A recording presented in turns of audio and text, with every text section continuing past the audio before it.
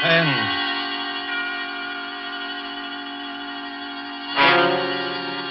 This is the man in black, here again to introduce Columbia's program, Suspense. In our starring Hollywood cast this evening is Mr. Peter Lorre, who appears as a mysterious gentleman called George Ravel. Miss Wendy Berry plays our worried heroine, Marjorie. Mr. George Zuko is the lawyer, Alex Stevens. The story called The Moment of Darkness is tonight's tale of suspense. You will know that suspense is compounded of mystery and suspicion and dangerous adventure. In this series are tales calculated to intrigue you, stir your nerves, to offer you a precarious situation and then withhold a solution until the last possible moment. And so, with The Moment of Darkness, and with the performances of Peter Lorre, Wendy Berry, George Zuko, and our other players, we again hope to keep you in suspense.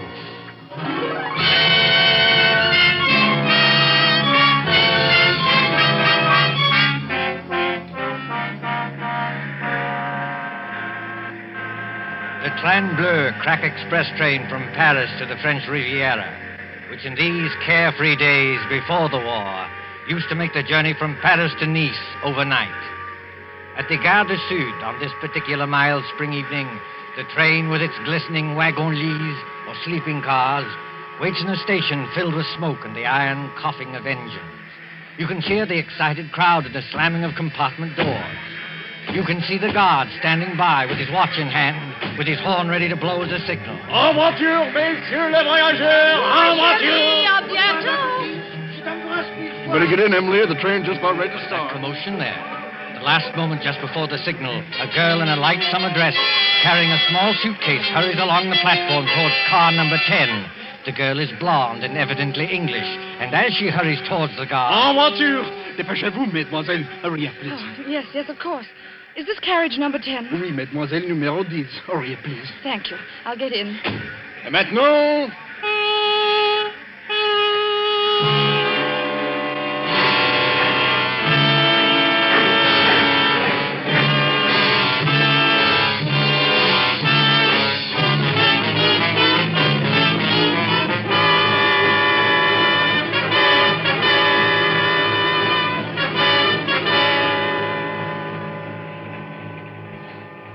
Must be at least a mile long.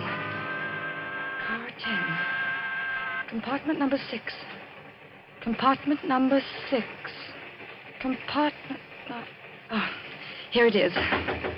Yes, come in.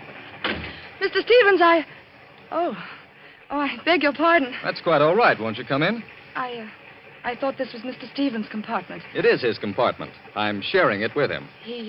He is on the train, isn't he? Oh, yes. He's going to look for some luggage that failed to turn up. In the meantime, won't you come in and sit down? Thank you. As an old friend of Toby Stevens... Why do you smile? Nothing. It's just odd to hear a dignified man like Mr. Stevens called Toby. That's all. Well, it suits him. As an old friend of his anyway, may I introduce myself? I'm Ken Blake, on vacation from the American consulate in London. How do you do? My name is Gray, Marjorie Gray. I most particularly wanted to have a word with Mr. Stevens. Miss Gray, will you pardon my impertinence if I ask... Ask what? Whether it's about your Aunt Hester at Monte Carlo and the man who seemed so determined to scare her to death. You know about that? Yes, a little. After all, that's why Toby's left his law practice and come all the way from London. He said... Mr. Stevens. Marjorie. Great Scott, what are you doing here? I came up from Monte Carlo, especially to see you. I thought I'd find you in Paris, but when I got to your hotel, they told me you'd gone. Cook said they'd reserved a compartment on this train for you. So, well, here I am. But why? Before you see Aunt Hester, Mr. Stevens, I want to know what you meant by that letter you wrote me. I meant exactly what I said, Marjorie. I'm going to expose this faker, George Ravel. Excuse me, if you two want to talk, I'll just clear out of here. Oh, no, Ken, stay where you are. Really, Mr. Stevens? You've made an impression on her, Ken. When the girl suddenly becomes thoroughly British after spending half her life on the Riviera, well, you've made an impression. Don't talk like that, Toby. She won't get annoyed with you for saying it. She'll just get annoyed with me. Marjorie, this is Ken Blake. We've met, thanks. I asked him to come along with me, and for a very good reason. Indeed? Ken was for years at the American consulate in Paris. He knows all the heads of the Sûreté Générale. That's the Scotland Yard of France.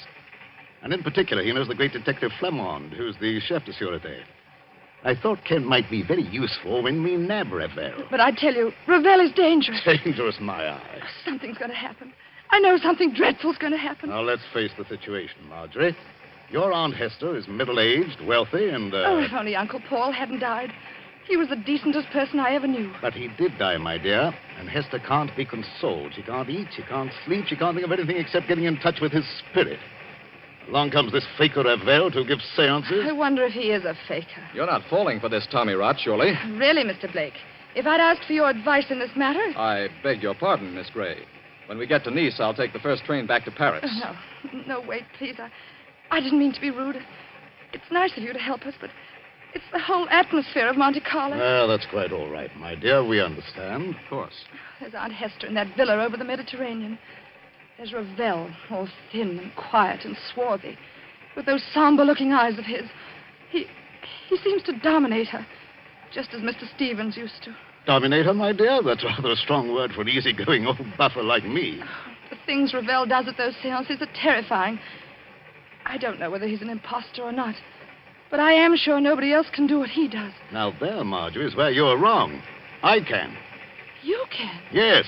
I promise to duplicate in front of your aunt every single trick Ravel ever performed. Oh, but that's impossible. Is it? Wait and see. I'll put it up to Mr. Blake. It isn't merely that Ravel is tied up, tied hand and foot in a chair, while these horrible things are going on. I know there are people who can get out of ropes and back into them again. But Ravel lets you take one precaution that shows there can't be any trickery. Oh? And what is that precaution?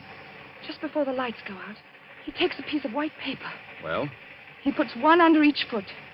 You take a pencil and draw an outline around the shoe on the paper.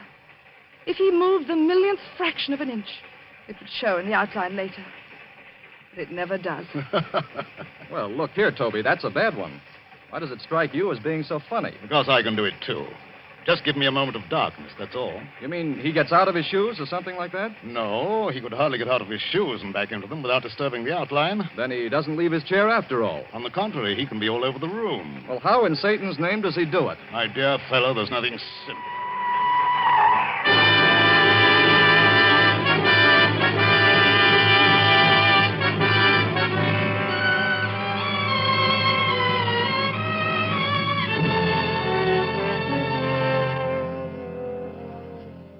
The Villa Bijou, Monte Carlo, the next evening. On the lighted terrace, that white villa, overlooking the olive groves and the sea, three people are seated at their ease, enjoying the night air. Below glitters the town, a white palm garden. But even its lamps are dimmed by the firework illuminations from the Promenade des Anglais. When the Principality of Monaco celebrates its ruler's birthday, great rockets go hissing upwards to burst and bloom in colored fires against a black sky.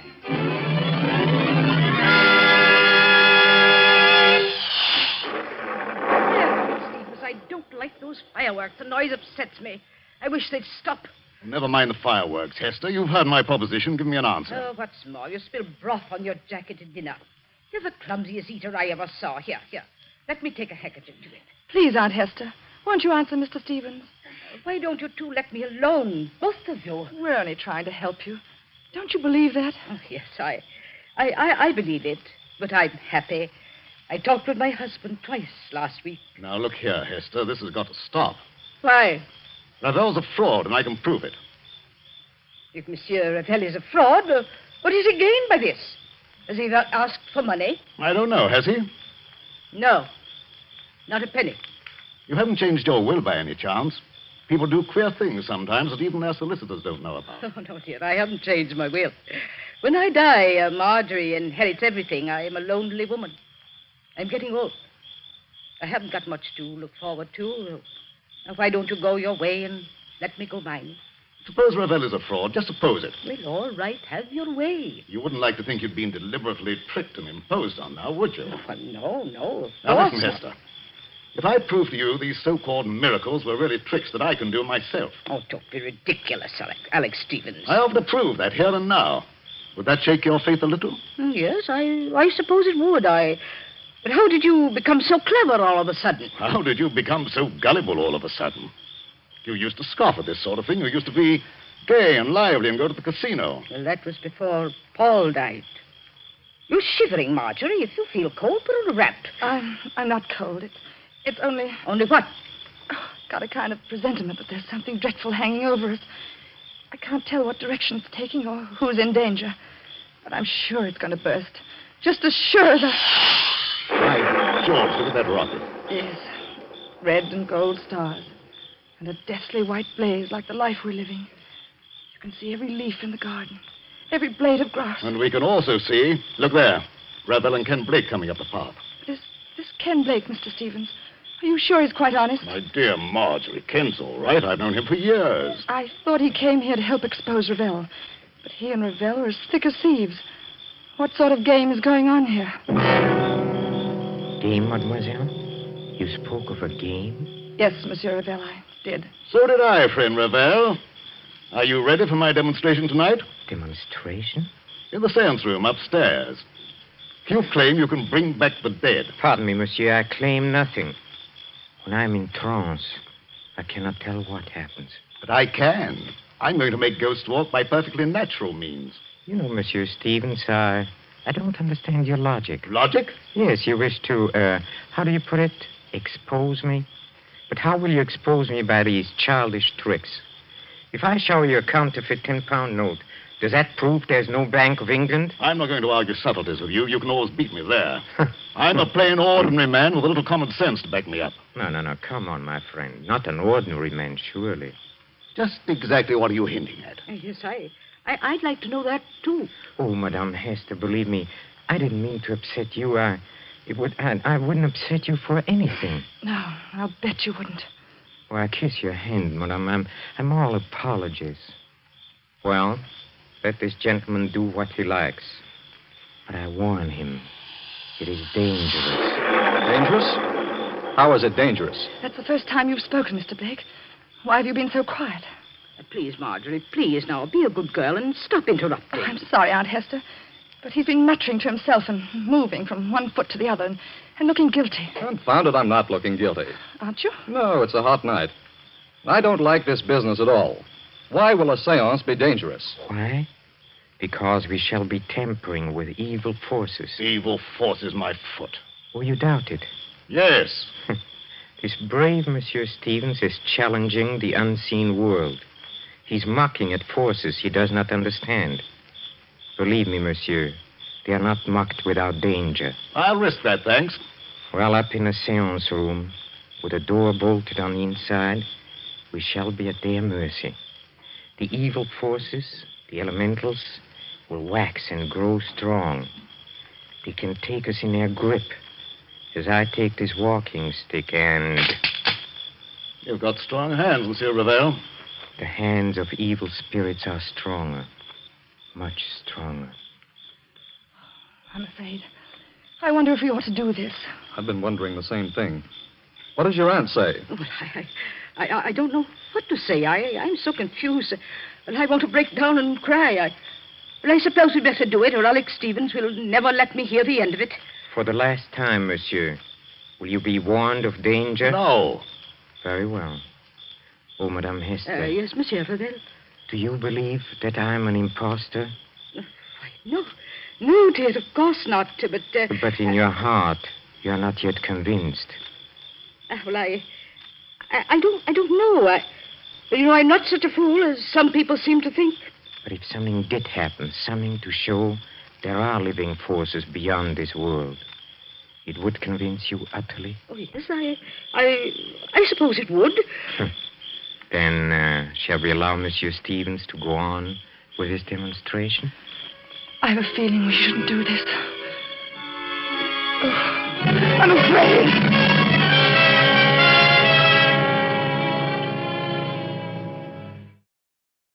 Upstairs at the Villa Bijou, there is a small, bare, deeply carpeted room.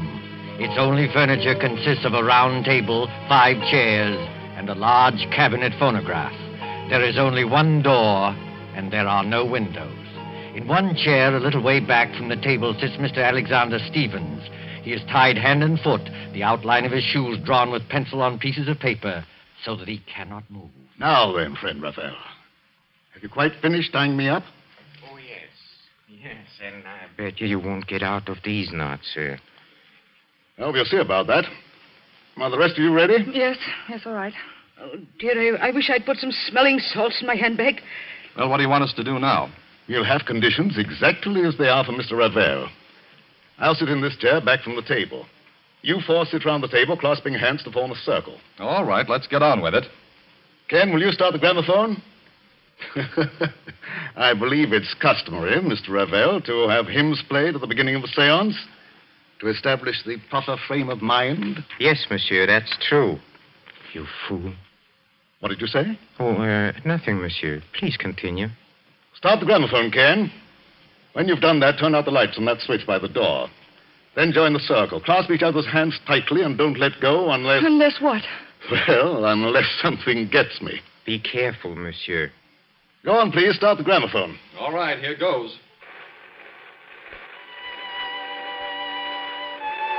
Now the lights, Ken. Switch off the lights. Lights? Yes. There you are.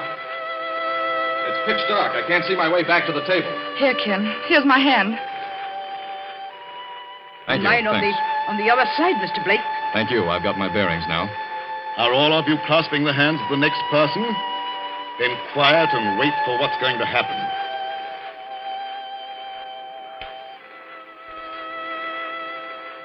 Ken, look. Look where? Over there, where Mr. Stevens is sitting. What about it? There's a luminous spot in the dark, about the size of a shilling. It's... Shh, quiet, please.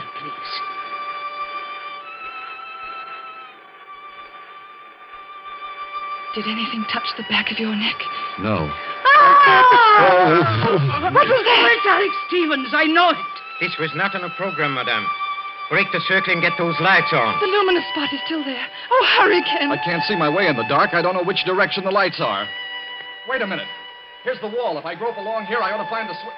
Yes, here it is. Lights. Quiet. Silence, mademoiselle, if you please. What's wrong with Mr. Stevens? What's that sticking out of his chest? It's the handle of a dagger. And a good deal of blood has soaked through his coat, too. Oh, Monsieur Blake, will you turn off this gramophone? Yes, certainly.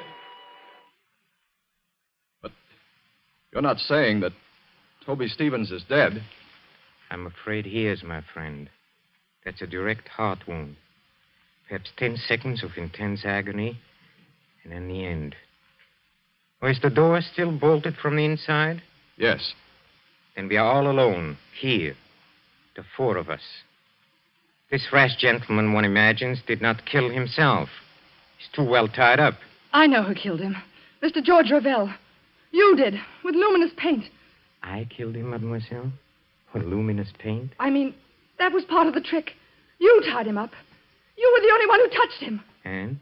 What of that, mademoiselle? Luminous paint doesn't show up in the light. You smeared a little of it on his coat. That showed you exactly where to strike in the dark. I commend your good sense, madame. But there are 2 excellent reasons why I had nothing to do with this. The first reason I must keep to myself, but the second reason can easily be proved. Well, what is it? Well, up to the time that man screamed, you yourself were holding my right hand, and Madame Hester was holding my left hand. Did either of you let go at any time? No. No, that is, I didn't. What about you, Aunt Hester? No, Marjorie, dear. I didn't let go either. He never moved. Hold on. Wait a minute. Well, monsieur, speak up. I was holding Marjorie's hand on one side and her aunt's on the other. And they didn't move either. Nobody let go or left the circle. That's true. Consequently, none of us could have killed Toby Stevens. Yes, it is true. Somebody must have sneaked in here. Oh, no. As you said yourself, the door is bolted on the inside. Then who the devil did kill him? Well, that's the question. Has anybody ever seen that dagger before? No. It looks like one of those curio things you buy in the shops. Yes, and with the design of wooden scroll work on the handle. No fingerprints will show. Nothing else, except some musical instruments. A tambourine, an accordion, and a speaking trumpet. You know, I blame myself for this. You ought to. Why? Because you killed him. Don't ask me how, but I know why. Indeed, mademoiselle. You found my motive. Yes, I have. You've got Aunt Hester fully believing in you now, haven't you? Easy, Marjorie. In another minute, you'll be talking about forces and elementals and heaven knows what. You'll be saying it was a spirit hand that killed Mr. Stevens because nobody else could have. Please, Marjorie, brace up. Someone's got to send for the police. Why don't you send for the police, Ken? Couldn't you help us there? Help you? How? Mr. Stevens said you knew the heads of the Sûreté. He said you knew this man, Flamand, who's supposed to be the greatest detective in France. Oh, but this isn't French territory. Monte Carlo is the independent state of Monaco. I'm sorry, Marjorie. Ordinarily, I might have helped. You mean you won't help us? I'm sorry, Marjorie. I can't. Then I've got to help myself. George Ravel, you killed Mr. Stevens. But how? Yes, how?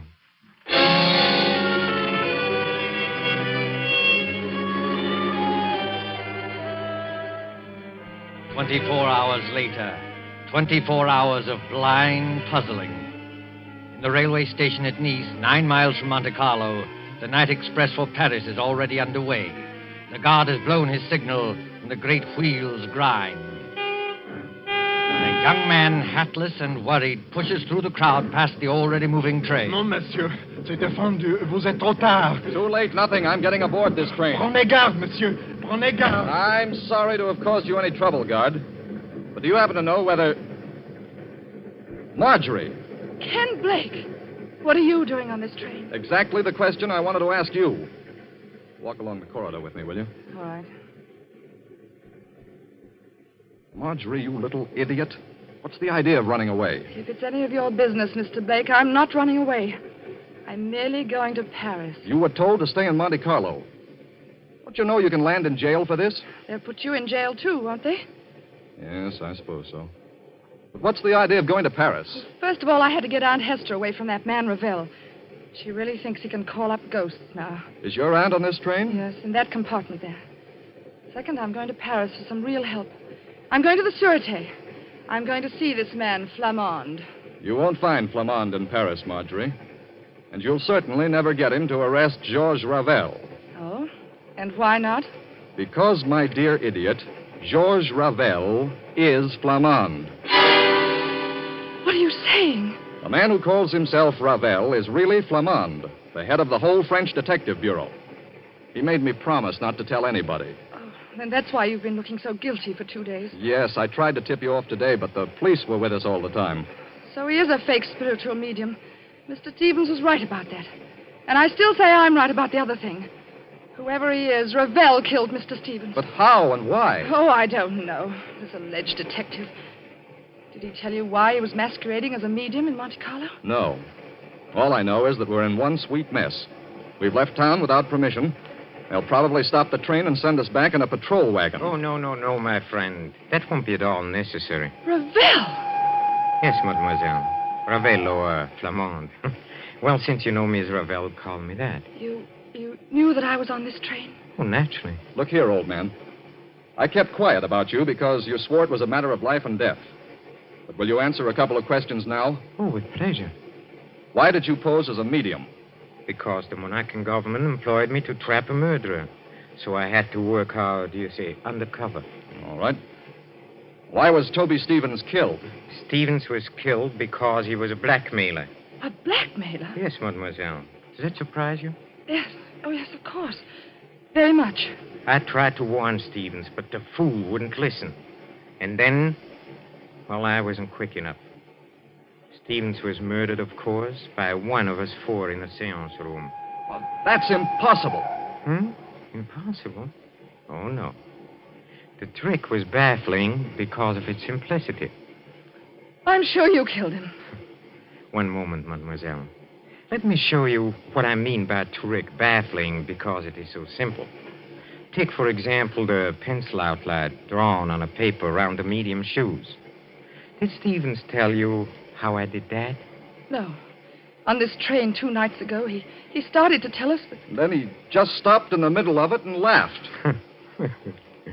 You see, the medium leaves his chair. Well, he makes tambourines rattle and ghost forms appear. Yet the pencil outline is not disturbed. Now, how does he manage it? Well, how does he manage it? Well, quite easily. He returns to his chair, He turns over the 2 pieces of paper. He takes another pencil and draws an outline of his shoes on the reverse side of the paper. You look at it. And imagine it's the same outline we drew. Precisely. So easily are people misled. And it was the same way with a murder. But there couldn't have been any trick about the murder. None of us left the circle. We were all clasping hands when we heard that scream. Don't you agree? Oh, yes, I agree. I can't stand this any longer. When we heard Mr. Stevens utter that horrible scream... What makes you think it was Stevens who uttered that scream? I beg your pardon. What makes you think it was Stevens who screamed? Well, wasn't it? Oh, you assumed it, yes. Well, we all assumed it. But up to that time, Stevens wasn't even hurt. Wasn't hurt? You see, the source of sound cannot be located in the dark. It was the murderer who uttered that appalling cry. In a few seconds of darkness, before the lights went on, the killer simply leaned across and drove that dagger into Stevens' chest. And you prove that? Yes.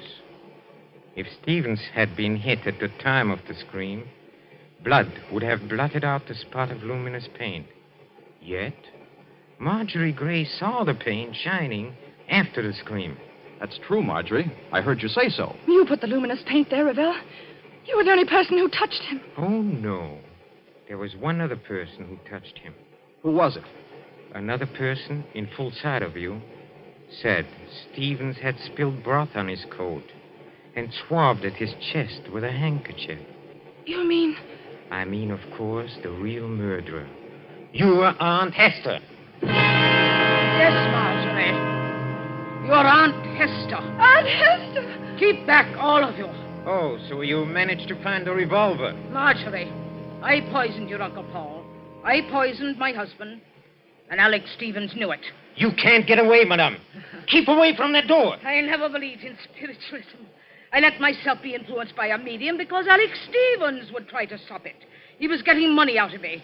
He wanted no other influence. Don't open that door, madame. But I am opening it. Oh, Aunt Hester, don't! I told you I wasn't as fool as I looked. I had the knife in my hand. Stop her, Ken! Stop her!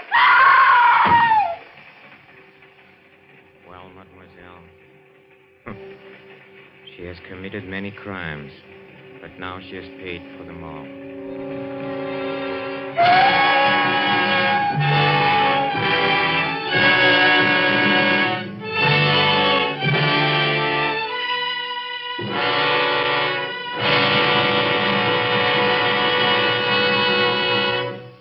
And so closes The Moment of Darkness, starring Peter Lorre, Wendy Berry, with George Zucco.